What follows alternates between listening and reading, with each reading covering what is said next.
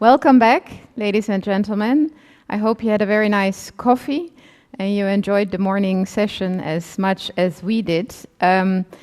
You're here in one of the parallel sessions on Equitable Science Diplomacy Partnerships. My name is Nienke Buisman. I'm heading one of the international cooperation departments at the European Commission DG Research and Innovation. We are part of the organization team of this conference. Thank you all for being with us.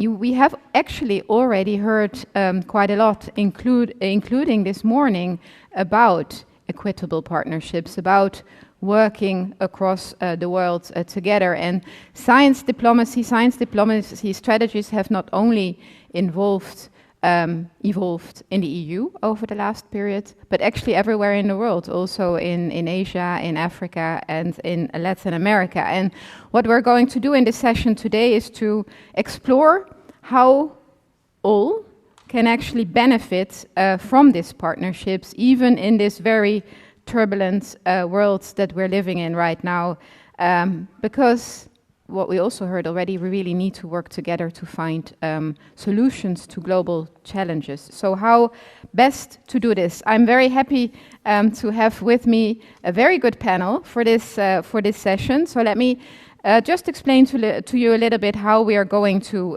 do this. First of all, let me introduce the panel. We have first Mr. Zakri bin Abdul Hamid. He is the Director of the International Institute of Science, Diplomacy and Sustainability in Malaysia. Then we have Mr. Giuseppe Provenzano, who is working at the Union for the Mediterranean in Barcelona. Then we have Maria Estelí Jarquín, member of the governing board of the International Science Council and UK Centre for Ecology and Hydrology.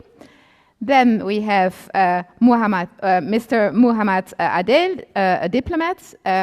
You're also based in Brussels, working for the Ministry of Foreign Affairs of Pakistan. Welcome. Then I have Ms. Eudy Mabuza. You are also based in Brussels, a senior science and innovation representative of South Africa to the EU. And finally, Ms. Sakine Weikert, who is heading the DAAD Center for International Academic Cooperation. So, very diverse panel. Thank you very much for having accepted. We will be doing this session with 2 rounds. So first, a question to the entire panel. You have 4 minutes each to reply to the questions. And then we have more specific questions in a second round to each panel member. Again, you will have 4 minutes to reply. And in between, we're going to try and engage with you through some Slido polls. We have prepared 3 Slido polls. And at the end, we would like to engage with you in a question and answer session. So I would like to try and take some questions from the floor as well, not only through Slido. So I would like just my panel members to try and see what time it is.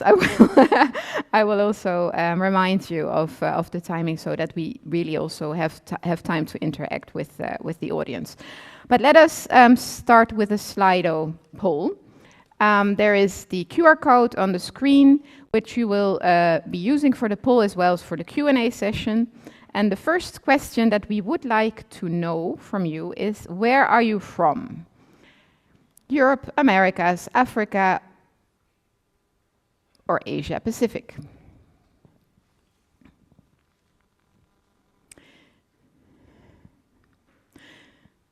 So I guess it's quite normal because we are in Europe and traveling is expensive. So, okay, in an equitable partnership session, we don't have a very mixed audience. That's going to be interesting as well for our discussion. Many things. So the majority is from Europe. So let us start now with the first round of questions. The question is the same for all of the panel members. What do you consider to be the biggest challenges in building equitable science diplomacy partnerships between well, it still says North and the South. That is one of the questions we will address, but meaning between Europe and low and middle income countries. So first of all, I would like to ask this this question to Maria. Thank you very much, and good morning. It's a pleasure to be here. Thank you for the organizers for inviting me, and it's a pleasure to be here representing the ISC, UKCH, and be part of this wonderful panel for this very relevant topic. I would like to raise two challenges that I believe are also two low-hanging fruits to build equitable science diplomacy partnerships, and that I kind of learned them because of my experience working and being embedded in two very different science diplomacy ecosystems, Latin America and Europe. So some years ago, I organized the first course about science diplomacy in Central America. It was the very first time that the community came together. We brought scientists, diplomats. We were supported by universities, ministries of foreign affairs. The EU supported us, the UNESCO supported us. Gianmarco was there, actually. Marga was there. And it was a moment where I realized that it was the first time that I was talking, but most importantly, I was listening science diplomacy in another language, Spanish. And that experience really made me rethink about the importance of thinking, well, who is doing science diplomacy where, and also who gets to define what is science diplomacy. So I really found wonderful examples of science diplomacy happening outside Europe that didn't get to be published in Scopus. Really great examples like 4 governments, Colombia, Ecuador, Panama, and Costa Rica, working together for 20 years to create the largest marine corridors using scientific evidence to protect a very important part of our planet. That fantastic example of science diplomacy that do not reach Scopus.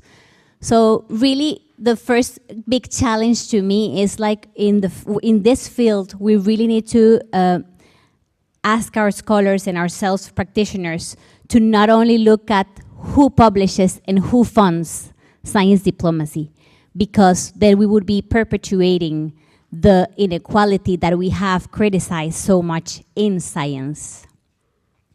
The second challenge, and I'll be very brief in the 2 minutes that I have, is more related to my current experience working extensively with science attaché networks. I believe that at the moment there's an unequal presence of science attachés around the world. So let me give you an example. In Latin America, and especially in Central America, we have very few to no science attaché presence in the region. And that is a missed opportunity, not only for the region to showcase their excellent science, but also for the regions that have the means and the resources to actually deploy fantastic science and technology networks of attachés. I would like to bring this opportunity as a way to really see how science attachés can become, are an excellent tool to build equitable partnerships. But also the presence of science attachés are telling us a little bit more, well, who do you value at the end of the day? Which science do you value? Who do you want to partner with? And in a partnership, you must feel value for you to be able to build trust, and then for you to be able to build an equitable partnership. Just a great example, I work a lot with the UK Science and Technology Network, and I really enjoy working with them. So they hire science and technology advisors from the local countries, which are fantastic in guiding you through the ecosystem, in identifying good partnerships, sustainable, equitable partnerships, and I think that's a great model that we could learn from. That's all from me now. Thank you very much, Maria. Let's continue with Zakri. I think we need to just pass on the microphone or get the other one. Yeah.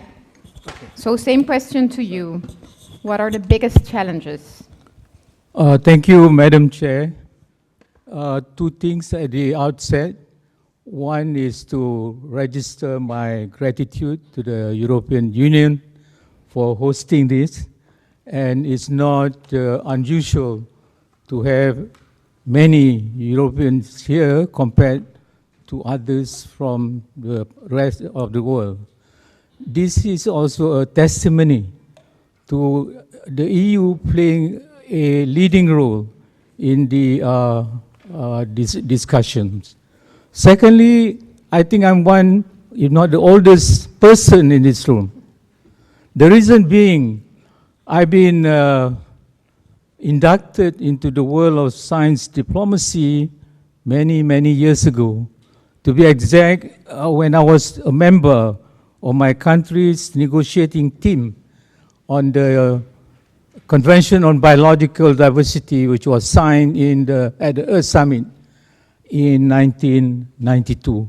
So those two things. And I speak from experience, many happy moments, but also disappointing one. So, Chair, to respond to your question, the most compelling issue that we need to address here is agenda setting. Agenda setting. And I learned that from experience. Most of the time, the agenda is set by the industrialized countries, by the global north, by EU, you know. And let us not forget, EU is one block of countries, 37 of you, solid, you know. It's the best example of solidarity of the continent. So, most of the time, when we come to negotiation or addressing an issue, the agenda has been set. And most of the time, the agenda is from the perspective of the colleagues from the industrialized countries. And too often, people in the South have their back to the wall. We have to be defensive. But it doesn't need to be like that, of course. I must emphasize also there's a lot of goodwill of people from the North. That's one of the reasons I learned when I co-chair the Millennium Ecosystem Assessment, the largest assessment of the state of health of the global ecosystem with Sir Robert Watson from the UK. And I learned a lot. But at the same time, as you go along, you know, you talk about even the climate change convention, those agenda has been set. And ladies and gentlemen, it's not really something negative. It's because the ambience is not there. For instance, there's the knowledge base resides in the north. People like me are quite deficient in the technicalities. Sometimes we can't even catch up with the jargon, you know. That's one. Secondly, the country itself. Like Europe, you are prepared, not only within your grouping, but also individually. Denmark, Norway, you know, they are prepared. So it must be, in the end, I would say, any agenda setting must be co-designed and co-developed. Let's do it together.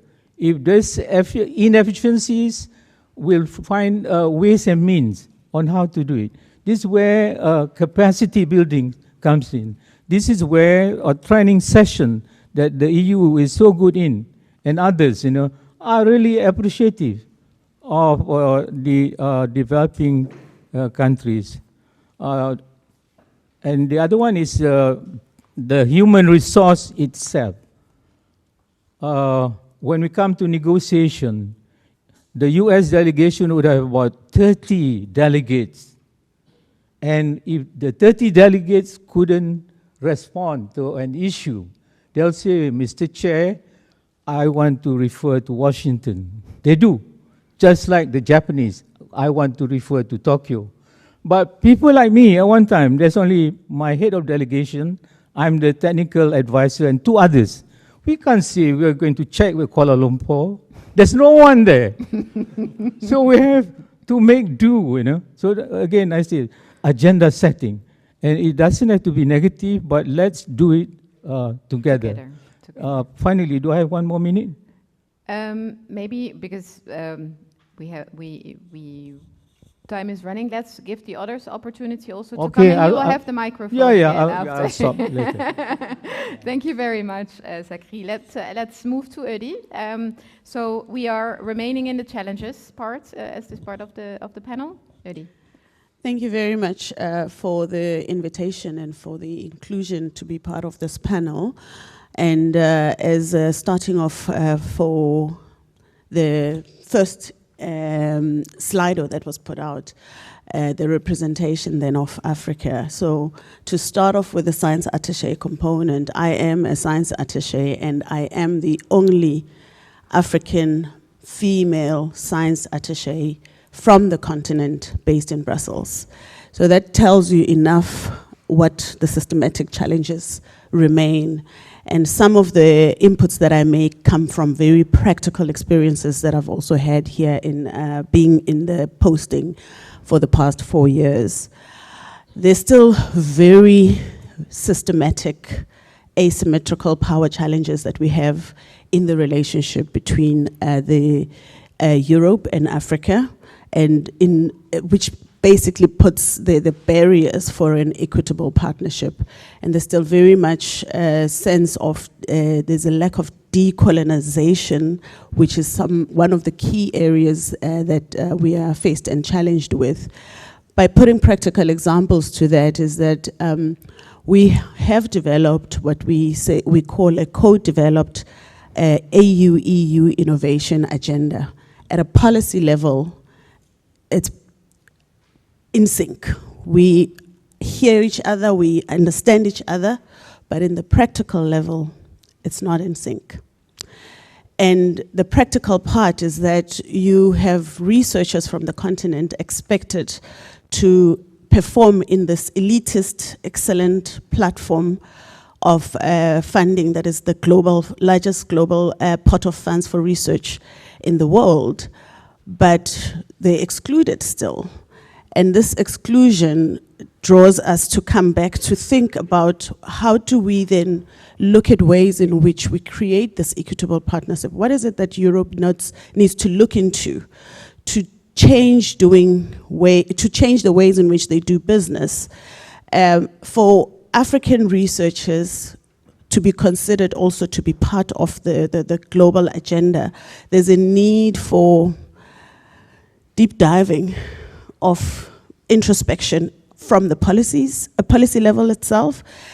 And most of the time I've noted that, like yesterday's second keynote speaker, ambassador from Kenya, Macau, who got quite very large applause from his speech, is that he was not saying anything new. Mm-hmm. And my question then was he saying something that is known, but it's landing in deaf ears? And if it's landing on deaf ears, so which ears should it be landing onto? Because some of the systematic challenges that Africa face, and I would say for the middle and low income countries from around the world, is issues of mobility. An African researcher to have access to Europe is visa challenges. And these are some of the challenges that one does not think quite intensely, but I deal with them at a practical level from my office, getting a call from a researcher saying, Eudy, can you please assist in having me getting a visa? Some of the researchers come to Europe, not necessarily for one time, but in a year they find themselves having to come 3-4 times. And should we not be considering to look at a visa for scientists in terms of making it easy for the equitable partnership in regards to the continent? And the other point was touched upon on the capacity constraints that low and middle income countries have. We have capacity constraints, but these are constraints that were systematically designed during the colonial era. And I think there must be a moral obligation from Europe and the global industrialized countries to be more conscious in how do you address and not lament the China situation. And China is providing an alternative for the African continent because Europe has been failing to provide that alternative. So I think it's important that we need to draw back as scientists, as the diplomats within the space to influence more on the political stage and going to the foreign ministries as well as the inland ministries like to address some of these points that I've just mentioned. Thank you. Thank you very much, Eudy. So, okay, we hear agenda setting is important, needs to be done together, but even when it is done together, operationalizing it is not yet there. Thank you very much. Let us move to Giuseppe from the UFM.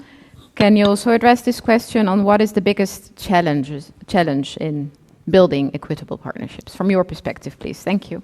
Thank you, Chair. Well, first of all, localizing the question in a region such as the Mediterranean, which has its very own peculiar characteristics when it comes to interaction between what can be described north and south, it's a challenge in itself. Why? Because first of all, geographically, it's a region already with its own specificities. There is a north and the south, but then there is also the east. Countries such as Turkey might have something to object to the reading of north and south.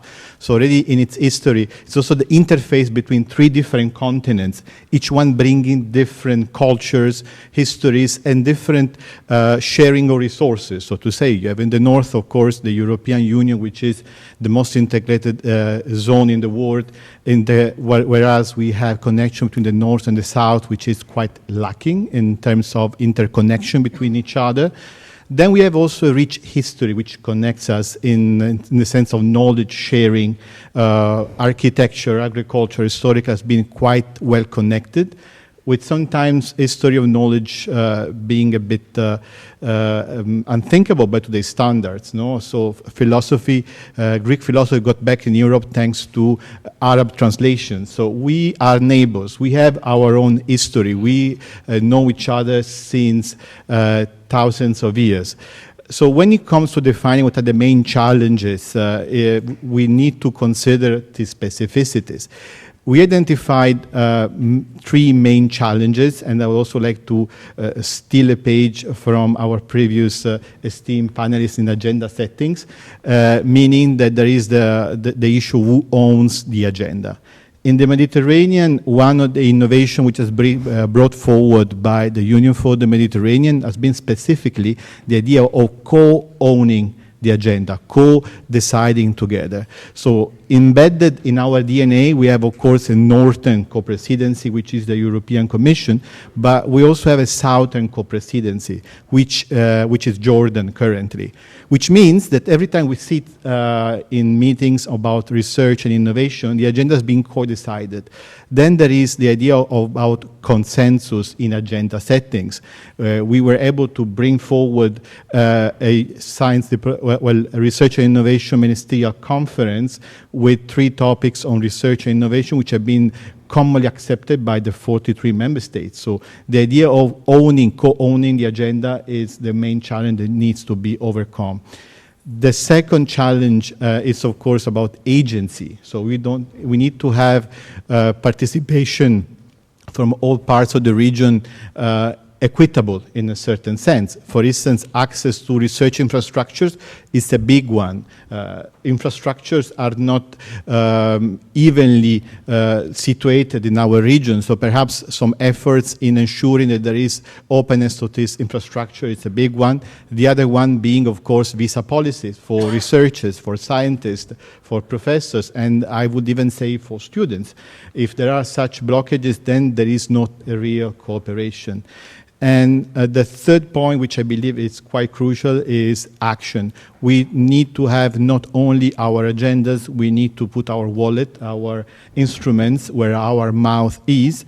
And here I would like to highlight how there are many initiatives already ongoing. For instance, the European Commission has launched a Mediterranean initiative inside Horizon Europe. There is a new policy called the Pact for the Mediterranean, which is foreseeing a lot of action on science diplomacy, and this is the way to go. So in short, deciding commonly, jointly, the agenda is one big way.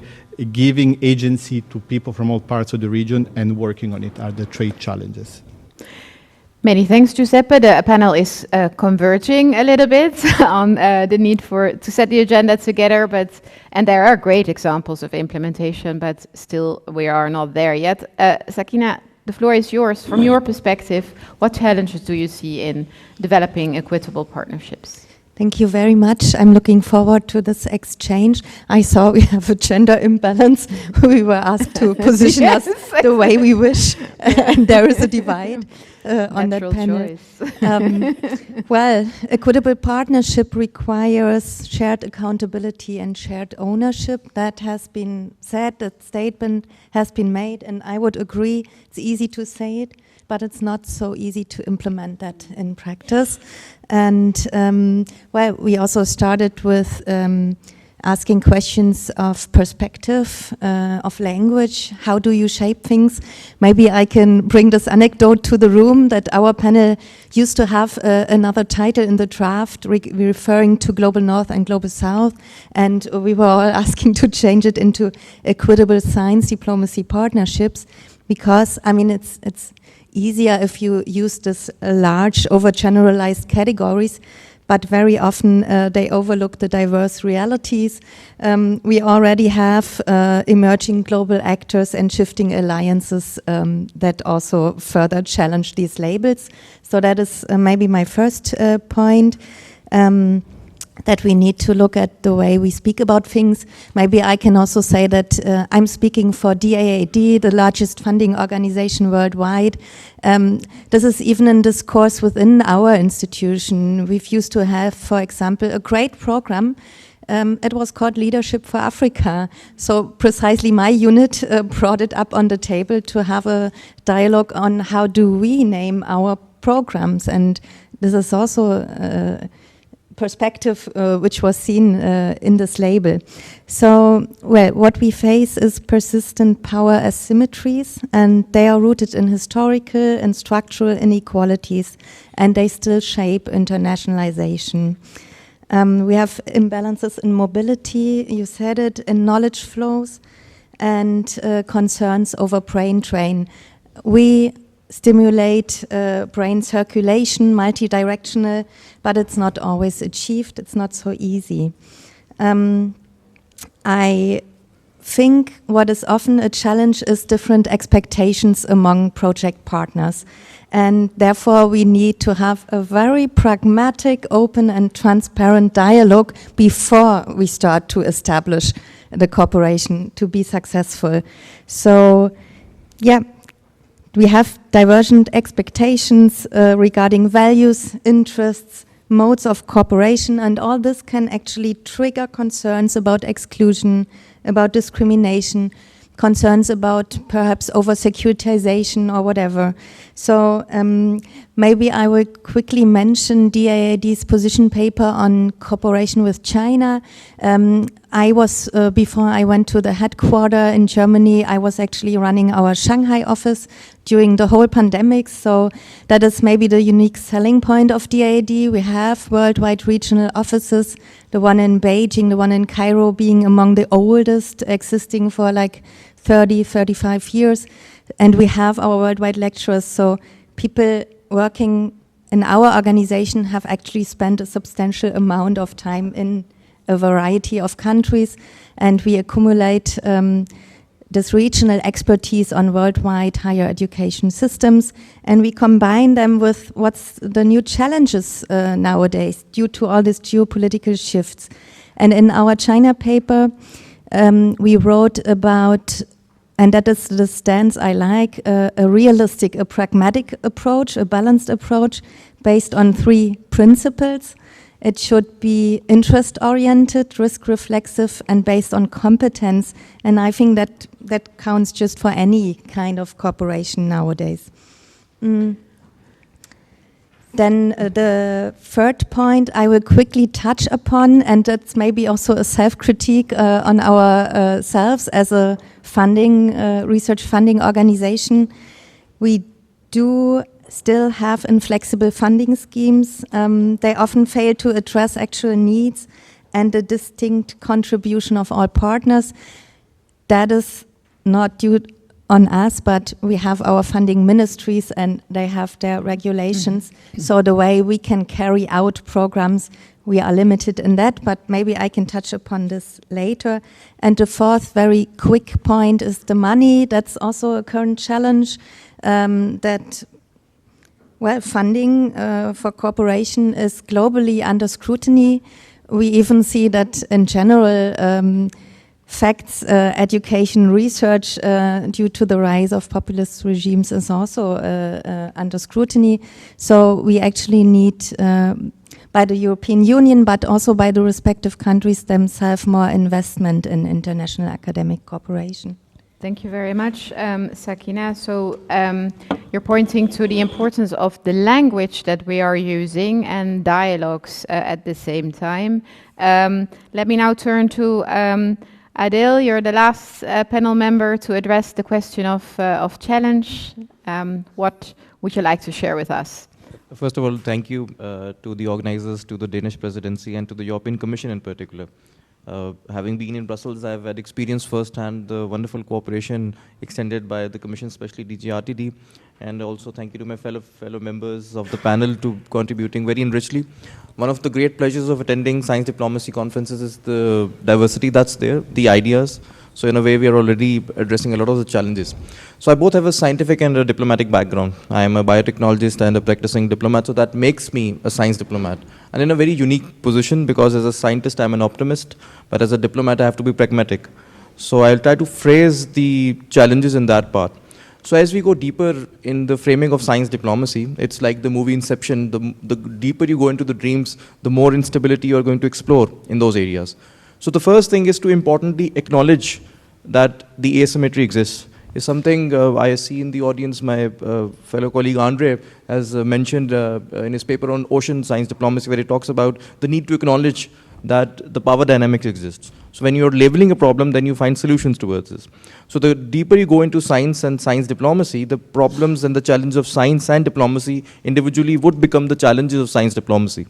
So if you look at science, the future of open science, scientific funding, the nature of scientific collaboration, that would obviously intensify.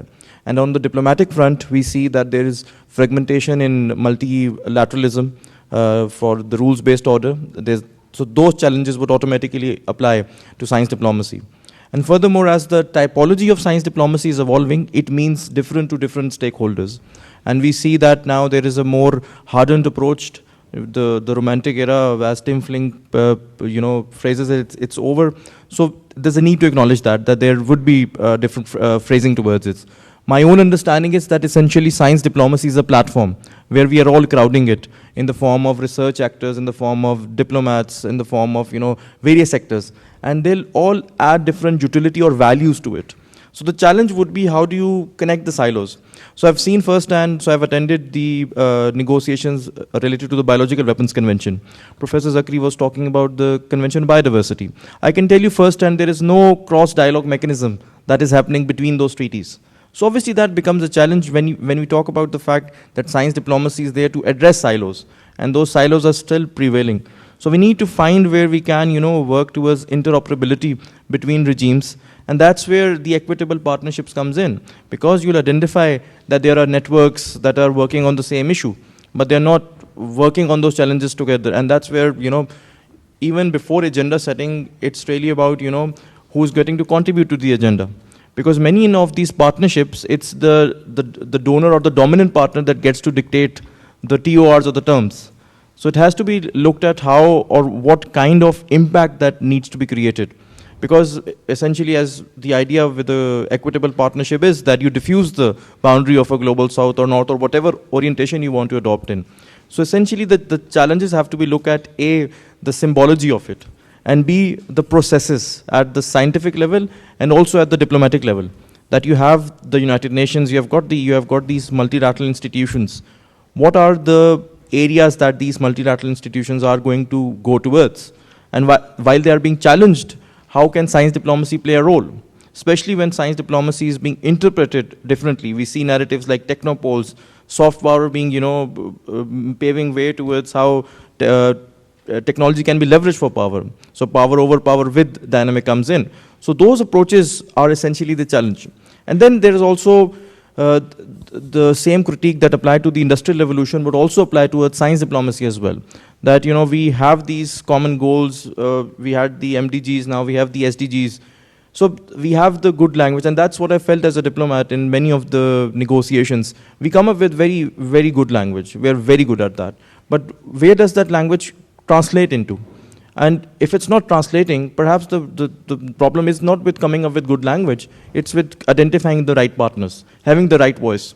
So when I attended those biological weapons convention meeting, I had an advantage because I was a scientist, but I was contributing to the discussion because I was a diplomat. But why don't the scientists have the voice in the room in that sense? So that fallacy has to be addressed as well, the paradox, you know. The deeper you're going, you are getting a chance to examine the challenges more closely, but also you have the opportunity to contribute to the solutions. So looking forward to contributing to the discussion. Thank you very much, Adil, for underlining the importance to acknowledge the asymmetry, but also to say that in addition to the importance of setting the agenda together, there's one step before. Who is involved in this? Scientists should be involved in what should be on the agenda. Okay, let us move to another Slido poll. Whether we like it or not, I think all of the panelists have been using words such as north-south. We took it away from the title, but yeah, when we are speaking, we're also looking for the right language to use. So do you believe, for those in the room, that the north-south labels help or hinder equitable scientific collaboration?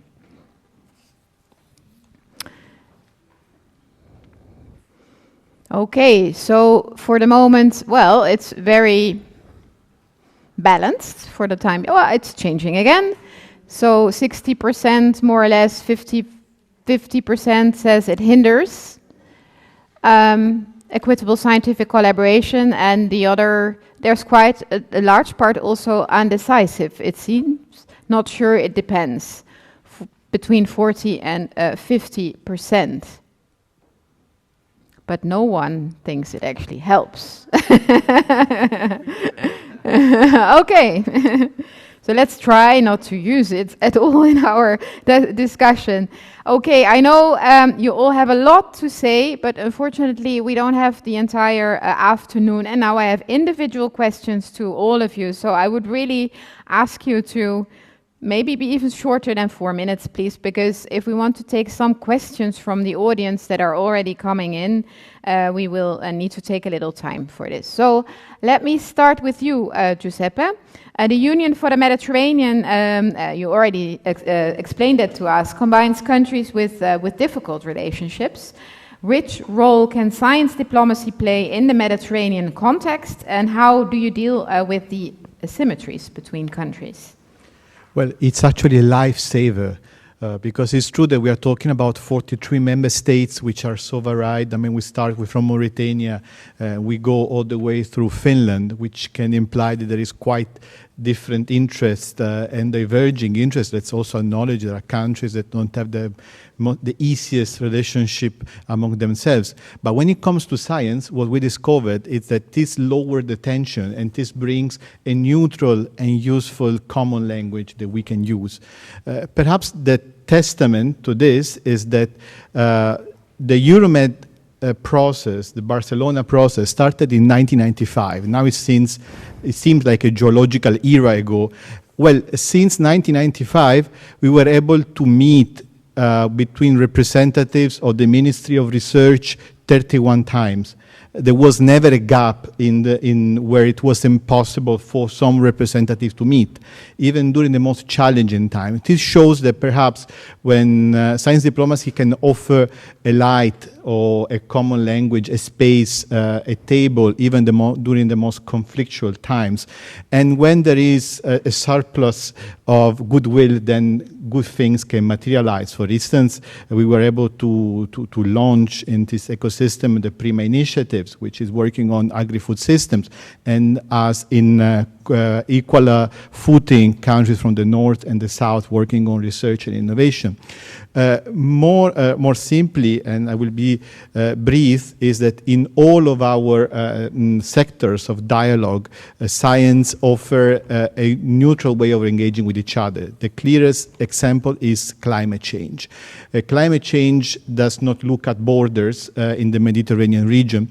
It's the region which is warming 20% faster than the rest of the world. And we double our population during summer along the coast for obvious reasons such as tourism. It means that it can be a disaster even if a few centimeters of water rise up. Let's think about huge cities such as Alexandria in Egypt or even Barcelona.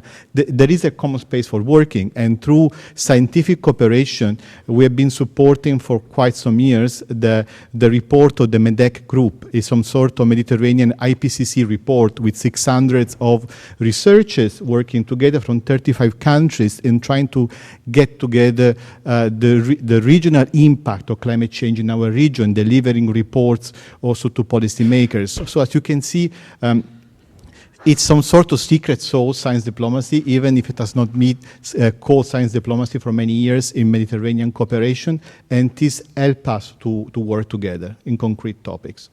Thank you very much, Giuseppe. Thank you as well for already addressing some of the questions that are coming in. The audience is looking for to hear examples. I mean, you mentioned PRIMA, so to show that it goes beyond principles. Let me now turn to Eudy. The question is focused on South Africa. South Africa has embarked early on in science diplomacy through projects like the Square Kilometre Array or the Science Diplomacy Capital for Africa initiative. How, according to you, can such projects help countries in Africa to leverage their influence on the global stage?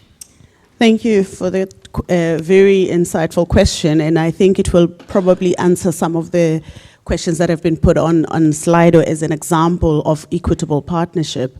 So we have the Square Kilometre Array, which is in short, SKA. It's expected to be one of the largest radio telescope once it's completed its construction.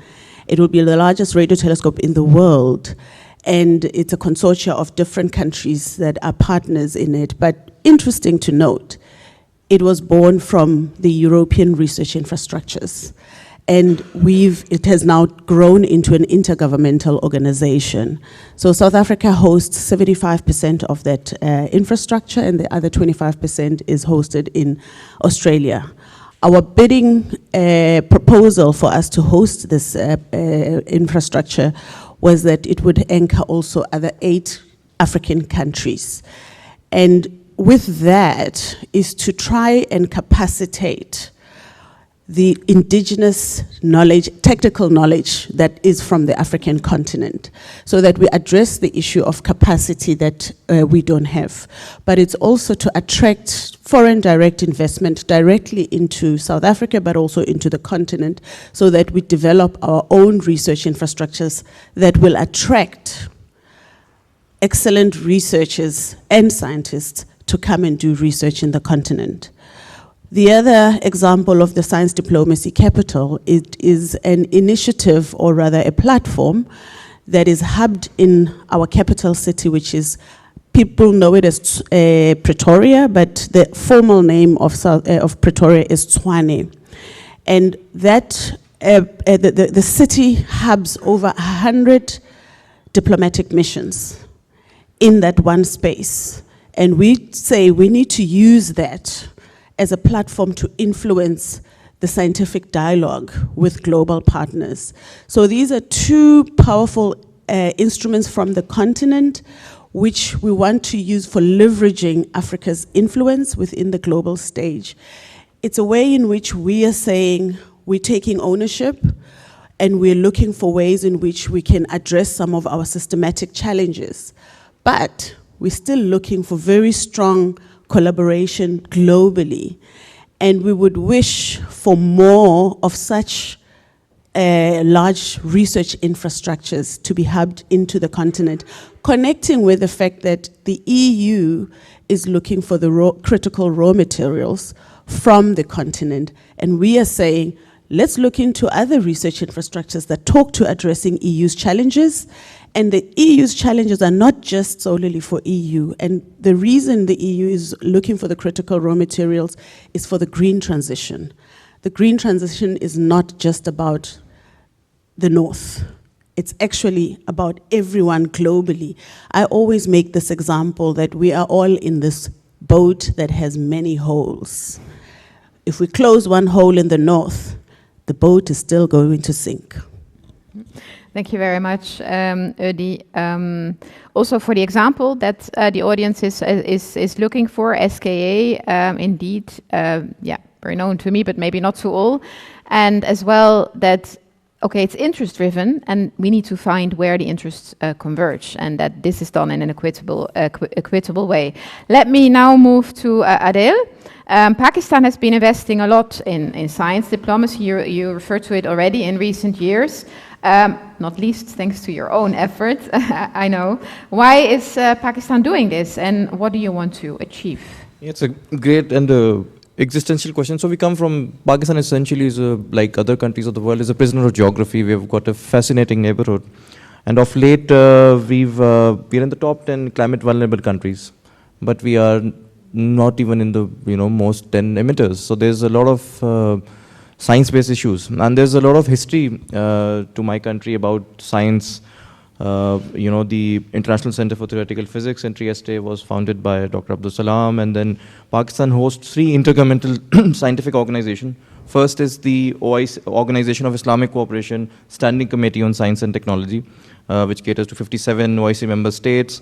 And then you have, we were the founders of the Commission for South-South, so COMSATs, in scientific partnerships, and then the ECO Foundation, which deals to the Central Asia region. So there are networks in place. And for our country, when we've got a large scientific diaspora that's situated in Europe, in the Americas, there's a lot of contribution to international efforts. Sesame is given as an example of scientific collaboration. Pakistan was among the founding members. We are associate member of CERNS. So there's a whole, melting pot of scientific collaboration in place. So for us, our science diplomacy agenda essentially looks at how, we can do it for socio-economic development. And in that pathway, how we can build, partnerships that are extremely beneficial. For example, a good example of equitable collaboration is under Horizon, Horizon is a wonderful example of that, and how researchers are contributing their skills and mobility, and it's creating value for both sides, so in the form of scientific bridge building as well. So for us, it's essentially about socio-economic development and looking at how we can leverage science for solutions. So, transboundary resources, and then obviously about, on a international relations level, it also looks at the implementation of rules-based order, how you can look at the implementation of treaties. So especially in places like Geneva, Vienna, and New York, when these treaties are being negotiated, we talk a lot about collaboration between the expert groups and actually how can, because all of the treaties related to science do have an article on international collaboration. So our science diplomacy also looks at how it can be actually operationalized while having the language. So we give non-papers and position papers on how structures can be created, and we have good partnership with various members across the world. So that's the focus of it. And then on individual level, we're also looking at how it can be used to build capacity. So competences, skill transfers, a lot of experience in interdisciplinary areas, a lot of educational institutes. So how can parallel processes be complemented? So that's the gist of it. Thank you. Thank you very much, Adil, also for mentioning Horizon Europe as an example. I'm not sure everyone would agree with that, but let's see. Zakri, the floor is yours now. The question is related to ASEAN. ASEAN combines nations with considerable disparities in terms of economic development. How can science diplomacy help ASEAN members speak with one voice? Thank you. Let's start by saying that ASEAN needs to speak with one voice. But that is an aspiration, but it hasn't been realized yet. Another recent example, when we arrived here last Monday, some of us were fortunate to be able to see this European spallation source in Lund. What I want to share with you guys now is how such an expensive infrastructure about 15.5 billion euro, being funded by two generous countries in the region, namely Denmark and Sweden. Of course, the others would contribute also. I heard the membership is about 13 of the European members. That is a good example of even science diplomacy. And yet in ASEAN, as we speak now, two countries are at war with one another, Thailand and Cambodia, over a very ancient temple, you know. So you talk about solidarity today, is not happening. Secondly, the EU recently imposed on this European Union Deforestation Act, for their own reason, of course. And in ASEAN, two countries are top producers of palm oil, namely Indonesia and Malaysia. But somehow, the two countries has not really been able to mount a united front to negotiate, to respond to the requests of the EU. So that's another challenge. So among all that, I believe science diplomacy can play a role. As we were saying, it is a platform for a dialogue. And we shouldn't be looking at the past. We should be looking in the future. So that means how do we deal with the AI? How do we deal with space science? How do we deal with all this data?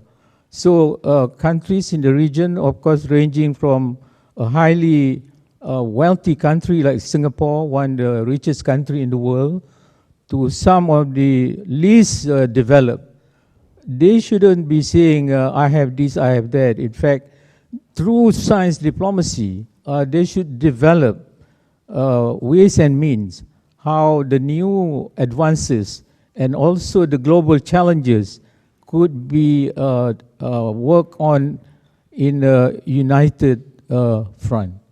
So it's not happening, but I hope one day, and here again I'm looking at EU, in particular the science diplomacy framework to assist ASEAN develop our own science diplomacy roadmap.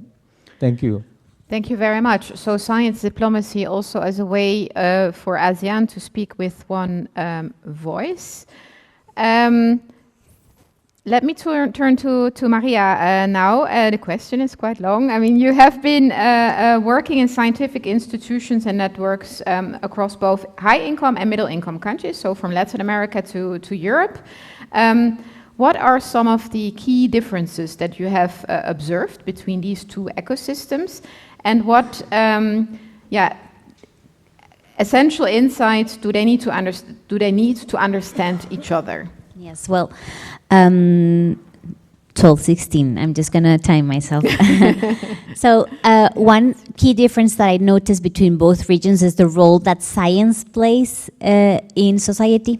So science policy and science diplomacy is almost like a natural extension of research and science in Europe. Funding bodies request policy impact. And even institutions are now rewarding having a policy impact, like in the Netherlands, which is fantastic. In Latin America, the picture is a bit different. So science funding is mandated by the constitution, the political constitution, like in the case of Costa Rica. And so when we enter university, when we're undergrads, the concept of political autonomy for us is critical. Political autonomy from the government, and the negotiations for that science funding tend to be quite contentious. So actually, my first challenge when starting working in science diplomacy in Latin America was convincing scientists about the importance of working with diplomats, because they were a bit cautious on not trespassing the independence and the political autonomy that is so dear to and so important in our agenda at universities.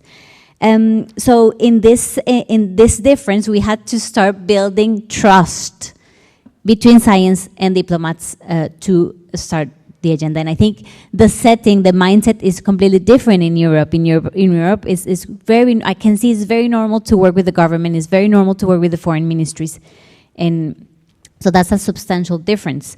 So in a way, also want to say that Latin America science is heavily driven by working with local communities. And that's why it's not a surprise that Biodiversity COP16 in Cali and Climate COP30 in Belém in Brazil was a lot of presence of local communities and vibrant green zones, because really local communities, traditional knowledge drive the way we do science, and that's the most important pillar for us. Impact, social impact, not so much policy impact, which is a very interesting difference. So in a way, Europe would need to recognize that Latin American partners would operate in systems that are a bit more, let's say, where time and resources are more constrained, but that have a big societal commitment and linkages with local communities where equitable partnerships are easier or stronger to build. And in a way, Latin America should also be open to engage with diplomacy. And that does not necessarily would mean that it would lose autonomy, or it won't politicize science necessarily, of course. I have 1 more minute, and I would like to say, because there's a very interesting question, a concrete example of an equitable science diplomacy partnership mixing the governance mechanism. Please all refer to the Eastern Tropical Pacific Marine Corridor I referred to in my first intervention. So as I said, 4 governments investing a vision, investing time, investing funding in creating a marine corridor. And what is the governance that they apply? So they all set the agenda, mentioned by our colleagues in the panel. They all co-fund the initiative, second mechanism. Third, they have a rotating secretariat that's quite essential in an equitable partnership. And 4, very crucial, they are all equally addressed by the challenge. They are all equally vulnerable. So we have here yesterday and today in the morning that some, especially the ocean panel mentioned this. So research heavily present in the what we call high-income countries, but low-income countries are more vulnerable. So I believe for an equitable partnership to be equitable, they have to really, let's say, share the vulnerability, really. Thank you very much, Maria. We have one last speaker, Sakine. The German Academic Exchange Service is celebrating 100th anniversary this year, actually. How can the international mobility in researchers contribute to equitable science partnerships? Thank you. Yes, these are actually the very last days we are celebrating. We have been celebrating the whole year. The DAAD started in 1925 with a single student going to the US, acquiring 3 scholarships. So it started with a single transatlantic approach. We have created actually an anniversary video on science diplomacy and on very practical projects around the world dealing with that. One example, which is widely regarded as an example which is leading in the whole region, is, for example, Instituto Capaz in Colombia, an institute for peace research. And that was a project during a time when any political relationships came to a complete disruption and pause. We can see that academic relationships have a longer durability and they can continue and outlive crisis. So the relationships were just kept active, and the outcome was this institute. Well, during this anniversary, we also asked questions about our own history as an institution, which was also intertwined during Nazi German government, intertwined with the Nazi German regime. So that is also a good moment of critique and self-reflection. Why am I mentioning that?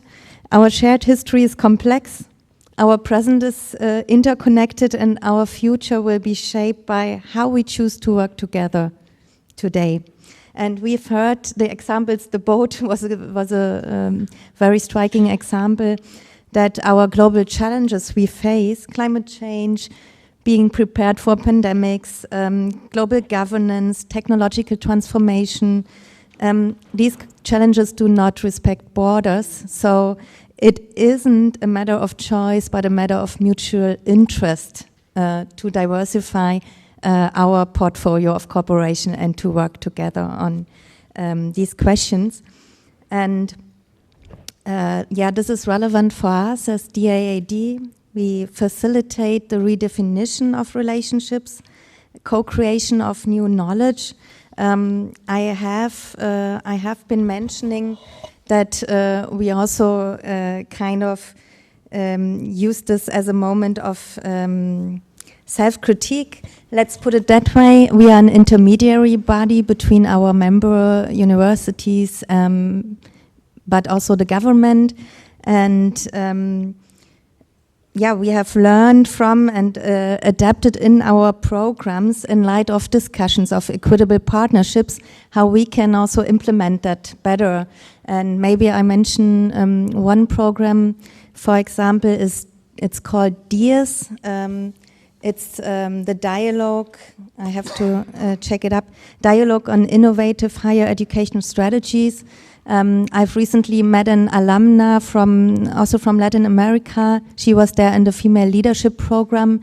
It's over 1 year program where people from all over the world meet in presence and online. It's a mentorship program.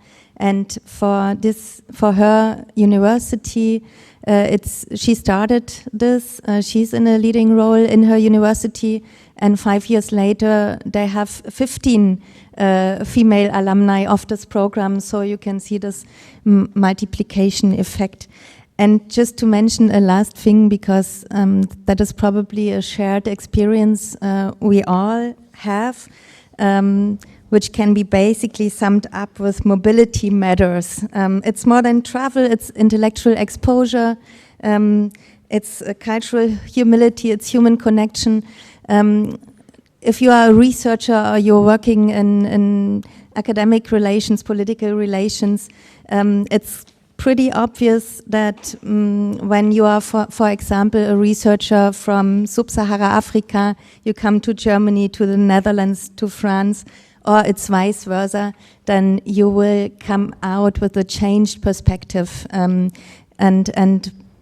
therefore, for us, it's very important to create programs where you have really joint knowledge production and sharing of knowledge, co-creation. And we hope to further work on these topics. My unit, in short, KIWi, is doing one-on-one counseling for German universities on having the right fit. We do like matchmaking events. For example, the last one was with Nigeria. So for us, it's really important to foster this. Thank you very much for this. So, well, I think you have been... I will. I will come to the question soon. Thank you very much to all of the panelists. I think we have heard several challenges, but also all of these challenges are already being addressed by the examples that you have mentioned. I mean, setting the agenda together, but also co-investing in terms of implementation. Examples mentioned are Prima, SKA, the corridor area that you mentioned. So that is very good. I mean, I think what was really to me quite striking, Maria, that what you were saying, that if the issue that we're trying to address, we're not equally, or the partners around the table are not equally vulnerable, maybe there will never be equal partnership, that this is really key. And often in these, even if we're addressing global challenges, the vulnerability of how it impacts us is not the same. So thank you very much for mentioning that. Let me now turn to the room to see if there are some questions. There's one in front. Thank you. I'm Thomas Nienke. I'm the Secretary General of the Danish Academy of Science and Letters, and it's been extremely inspiring to listen to your kind of challenges and advices. So what I really hear you're saying is co-creation, co-ownership, mobility, brain circulation, and capacity building are some of the key elements, and we have to do that in a balanced way. So, as coming from one of the, every country has a science academy in one way or another, and they're in many ways equal when we meet each other. We meet on equal platforms. So I really would like your advice on how can we be a soft power player in reaching the goal where we all are equal and kind of have works together on equal platforms. I think there is an opportunity there, and we would like to be engaged, but I think we need advice on how do we do it best. So I will be happy to hear your comment on that. Thank you very much. So related to science academies, who would like to take it? Yeah, go ahead. Just thank you for the question and for hosting us in the academy. I wanted to mention that a great platform for that is like, for example, what the International Science Council offers as a platform, as a network for national academies to come together. And honestly, the examples that I have seen of cross collaboration between national academies at that level are brilliant, because you can share good practices. You can also share governance, but also impact regulation amongst how you are governed at the ISC level. So that's a great way to sit, because the international platform that such a network gives national academies allows you to have that global perspective of what are the pain points of other national academies, the resources that they manage, and also the sort of challenges that they do offer. So definitely, number one, be part of a network, an international network that offers you that window and visibility. And if I may say, the second would be how you could exchange practices with other national academies, like locally, and arrange conversations between national academies outside of the region even. For example, I would imagine a really nice conversation between Danish and Latin America, which are, let's say, less traditional regions that cooperate, and how that could really grow into a nice conversation on equitable partnerships. Anyone? Yeah, Eudy. Thank you. I think it also has to start with breaking down the elitist and exclusivity. We have a program with the EU that they're funding what they call Arise. They're funding uprising young researchers, excellent researchers. But I think as academies of science, there's a need for much more of going down to the level of the people, and also to start helping Africa in terms of understanding how to lift itself up in terms of the excellent science. But at the moment, if you go to any layman's person, you will be speaking aloof. And there's a need for that barrier in some way, because the system has created the exclusivity, but you do need to find a way of breaking down that barrier so that you bring in everyone else from the bottom to understand and to aim and strive for excellence as well. Thank you very much. One more, Zakri, go ahead. And then I just want to support what you just described, and maybe kindly advise you to get out of your ivory tower in your respective academies, because academies are really merit-based. When you talk about science diplomacy, science advice, there needs to be a link between the so-called science policy nexus. The academic, they need to reach out to the policymakers, to the political leaders, because these are the guys who would make the relevant policies, strategies, and programs.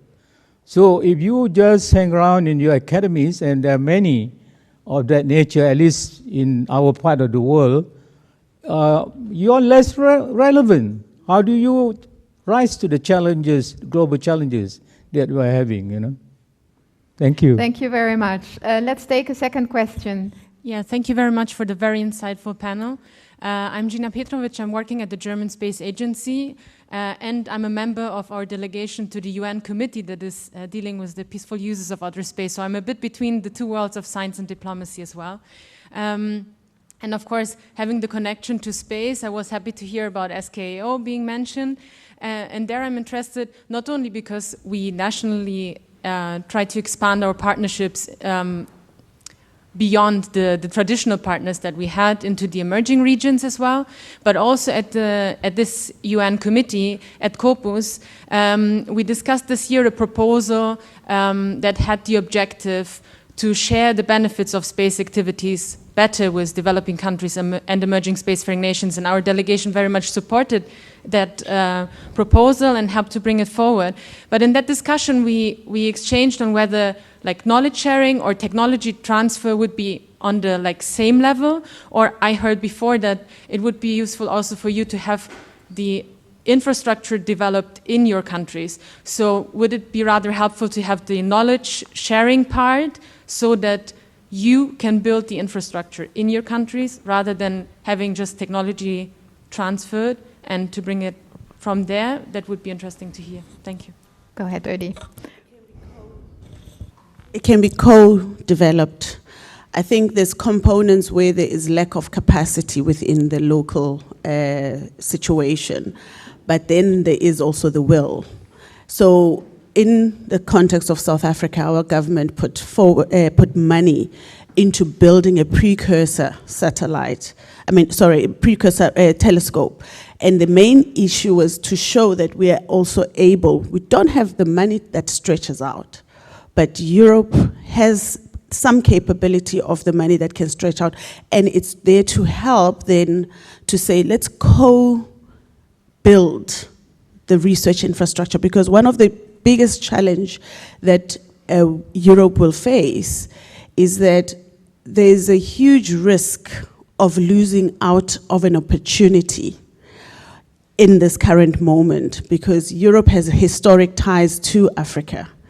And with those very historic ties, there's not really much to show that Europe has done for the continent. So there's an important component where Europe needs to look into, can we look at developing then the research infrastructure? And by developing research infrastructure, you're not just looking at your own interest, but you're looking at much longer term, because science is about long term. And I think there's that gap also sometimes within the Global Gateway initiative, where it's focusing, and it's actually reacting to China. But they're missing the part that it's just short term, it's not really long term. And you need to bring the long term with the science. You need to develop research infrastructure in the continent. By doing so and doing the code development, you're also assisting in the capacity building, in the resource management as well. So there needs to be both parties in agreeing, especially in those areas. And I think the classic example, which I've mentioned earlier on, is the need for Europe to have critical raw materials for the green transition. If I'm not loud enough on this, you might be missing the boat in the next 2-3 years. Because it was also explained that China is taking the minerals from Africa and reselling it back to yourselves. And the same is also happening with the gas and so forth, with the Ukraine war and so forth. The US is now selling it back to you. And I think Europe just needs to take that component and say, let's look at ourselves. How can we fix this? Because there's an advantage. We have this long-standing relationship, and we are losing out in that. Let's go sit down and co-develop some of those components. Yeah. Many thanks, Eudy. Let me take another question from the audience. So thank you very much. This has been very inspiring panel. And kudos to all the initiatives that we just highlighted from different parts of the world. But since yesterday, we keep hearing about this open but not so much, and about all the tensions that have been creating. And now the issue that knowledge is becoming a powerful tool. Don't you feel left aside in this conversation? What's your feeling about this? What do you think that science diplomacy could actually do to make this, to prevent this, and so we can progress into the, global concerns that we should be worried about, instead of looking at our own backyards and trying to secure things for ourselves and not spread this fear of the future. So linking to the first panel this morning, the security or research security that is, let's say, entering the science space, who would like to take this question? Yeah? Okay. Well, I mean, risk and security management became a focus topic for reasons as well. Well, actually, the reason why DAAD established a Center for International Academic Cooperation was that the German Science and Humanities Council asked for a central advisory unit counseling the institutions in Germany on risks, on legal frameworks, and so on. So that's what we have established. We've set up a very pragmatic tool to access chances and risks. Like nearly 6 years ago, we came up with a checklist on knowledge security earlier this year as a very low-key tool for researchers to just check in a right balance what they are accessing. And I think if you carry this out, then this leads to more openness, because then you can actually, if you have this case-by-case access, you can continue partnerships, also with partners with complex circumstances, let's put it this way. So I do think that should go hand in hand, and we should not be scared about this shifted paradigm. Yes, Adil. Thank you. And very quickly adding, having been in different negotiations and on the diplomacy side of things, I think the most important thing is, since it talks about the power dynamic of it, countries should start looking at the leverage they have in science diplomacy. That's more important. Understand the underlying dynamics. Stop looking at it as the hunky-dory or the utilitarian perspective. Look at what leverage do you have. Maria excellently talked about vulnerability. Vulnerability comes in different forms and dimensions. So Europe, let's say, is going through this aging crisis. They would need resources. So there is this scholar mobility. That's a leverage in some places. So how that leverage can be used to have better governance mechanisms that are more equitable in nature. So it's all about deploying diplomacy to make science diplomacy better. Thank you very much, Zakri. Yeah. And then it's a very good question, but I would like to take into account that we should be optimistic and not pessimistic about the role of science diplomacy. There's already many examples of that. One is, of course, during the Cold War, the collaboration between the Soviet and the US scientists would eventually evade a possible third World War. And there are many examples, of course.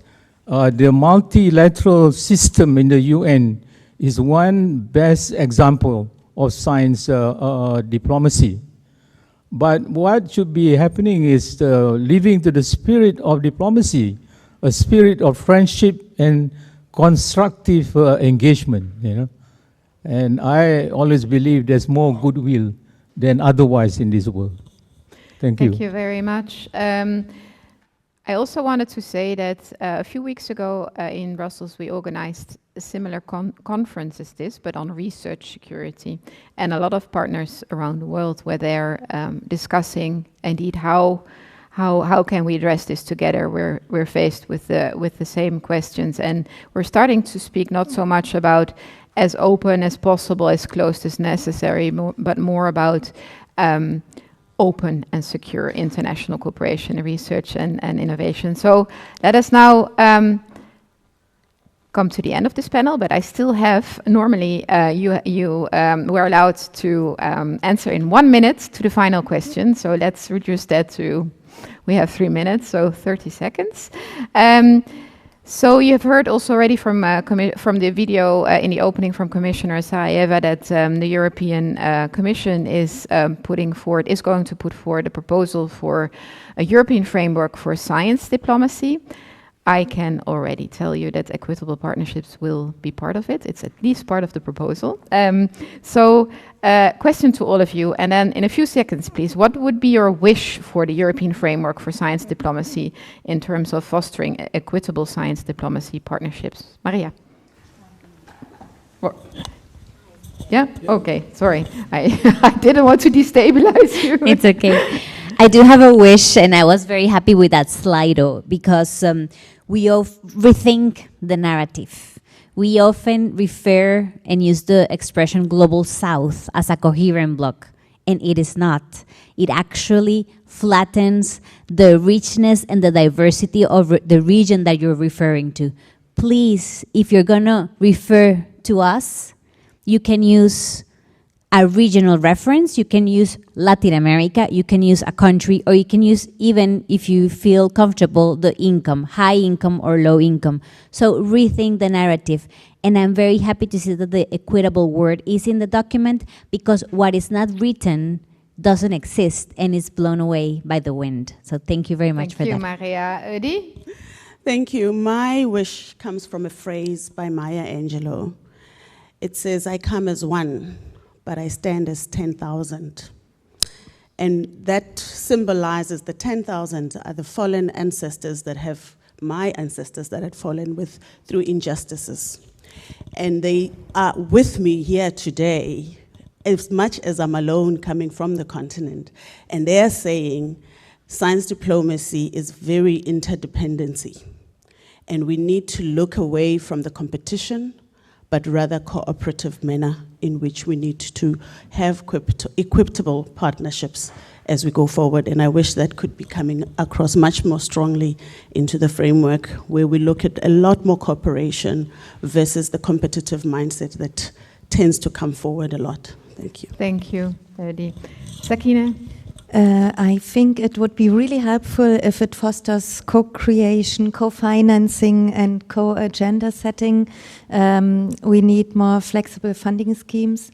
And what also arrives are questions by the scientific community. I think the engagement of the scientific community needs a bit of improvement as well.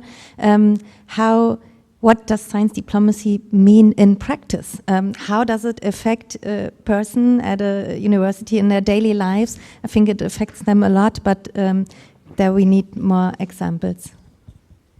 Zakri, your wish for the framework. 2 years ago, you had your first international conference on science diplomacy. And this year, you had the second one, and you already have this framework on science diplomacy developed by a good number of scientists in the EU. So we look forward to examining that with the wish that you would help the rest of the world get on with science diplomacy. Many thanks. Giuseppe, your wish. Well, my wish would be to respect diversity, in the sense that one size fits all doesn't work when it comes to the diplomacy part of science. There are huge different regional frameworks, and each of them has their own specificity, their own worldview. So when going out of Europe and trying to meet halfway, it means also respecting this huge diversity. Let's focus on this human dimension, and the rest will follow. Thank you very much, Giuseppe. Adil, your wish for the framework. My first wish is that all of these wishes come true. And second, I would like to sharpen it by saying that coming from a part of the world where regional cooperation is a pipe dream for us, we congratulate the EU for making it work. Despite of all the complexity and everything, you still make it happen. And in this day and age of geopolitical turbulence, Horizon is a great example. So my dream and wish would be that, the success is not buoyed by the projects and the publication, but rather the value and the trust that you're creating with your partners. May that continue. Thank you. Many thanks for all these wishes in the last part of this year, very close to Christmas. Thank you very much to the panelists and also to the audience for listening and participating.